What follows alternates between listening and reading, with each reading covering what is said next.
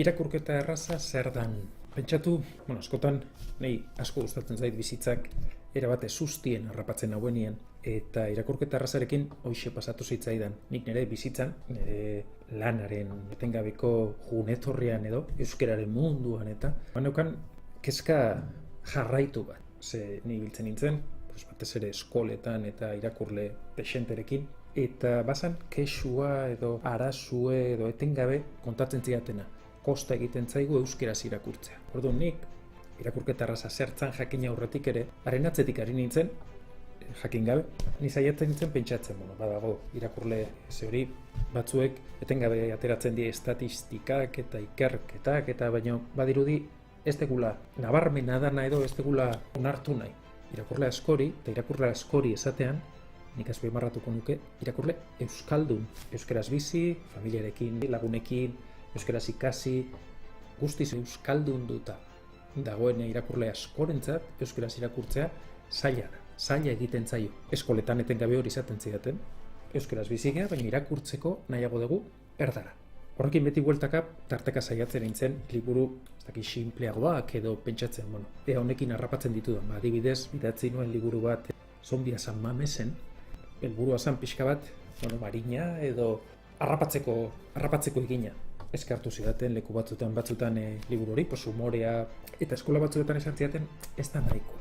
Horren bigarren zatia prestatu nuen, izenburua ahaztu zait, Zombia Infernuko loreak, hori, Infernuko arrosak liburua, Infernuko arrosak Zombiaren bigarren zatia, arinago saiatu nintzen egiten.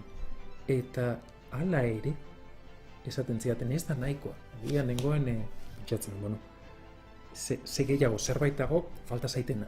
Eta orduan, laburtzeko, ezagutu nuen Blanca Mata izeneko emakumea, irakurketa errazarekin zebilena, bilbotarra da, zestaoarra, eta hitz egin berarekin.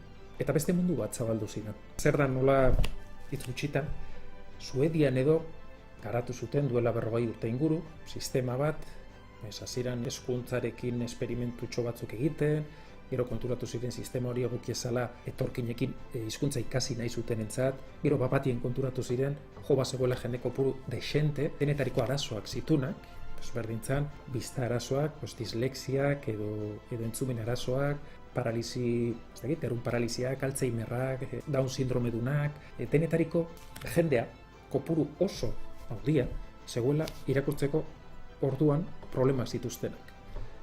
Kalkulatzen zen gizartearen herena. Hori ere askotan ahazten zaigu, erres pasatzen gean gure bidetik, konturatu gabe, zenbat arazo dagoen, ni neu ez nintzen konstiente edo nik euskararen mundutik hurbildu nintzen, da ikusi nuenean, oso harrituta gelditu nintzen, pixka bat azerren neure buruarekin, pentsatuta erres, gutako bakoitzak baditu bere arazuek, eta bestenak ez ditugun ikusten. Kontua da, irakurketa errazarekin sistema bat ematen zuten, gero saiatuko nahi zehazten pixka bat gehiago beste bideo baten ez luzatzearren, eta sistema horrek ematen zuen aukera arazoak, denetariko arazoak zituen.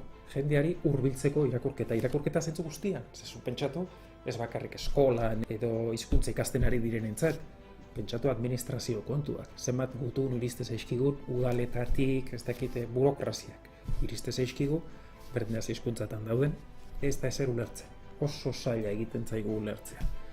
Eta sistema honi esker, ondakoak konpontzeri balegoari dira, batez ere Katalunian hasi ziren duela urtetxo batzuk, dozenatxo bat urte edo, eta han desentez aurreratuago daude, orain pixkanaka zabaltzen ari da, eta apurka-apurka Blanca Mata bera, aprobetxatzen dute eskuminak emateko, ari da Bilbo inguruan udalarekin eta agiriak eta gauza serio batzuk goxotzen.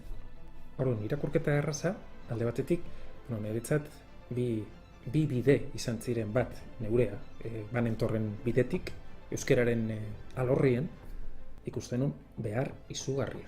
Eskartu dute, hainbat irakasle edo hezitzailek ikusita, zuk daukazu klasean, 30 ikasle. Ez dago berdinik. Bakoitza ditu bere kontuak. Orduan, zuk guztiei liburu berdina, agindu behar badiezu edo, ez da egokiena.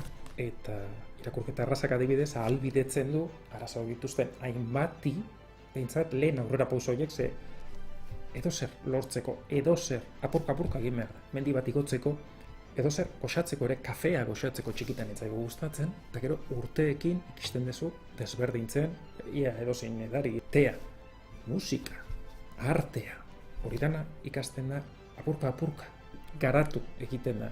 Irakurketa talako gauzak badirudi, etorri behartzegula, hola, zerutik bezala, eta ja badauk ez, hobe da apurka eta batzuentzako zailagoa da. Laguntzen badiegu, askeago bihurtuko ditugu, eta beraien esku egongo da gero erabakitzie irakurketa arraza irakurri nahi duten, edo bapatien, ordura arte, barago, irakurketa arrazaren munduan oso gauza polike, etortzen denin norbait zuri eskertzea, pentsatzen zuelako, edo etzala ja gauza irakurtzeko, edo besterik gabe etzala kapaz, inoiz etzan izan, eta pentsatzen ezin zuela irakurri, eta bapatien irakurtzeko, ahal horrek irekitzen dio mundu bat baino askoz gehiago.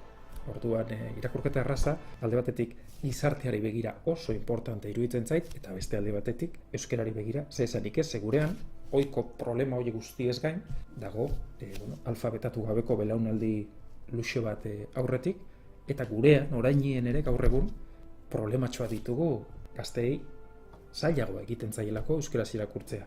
Konpondu lehike?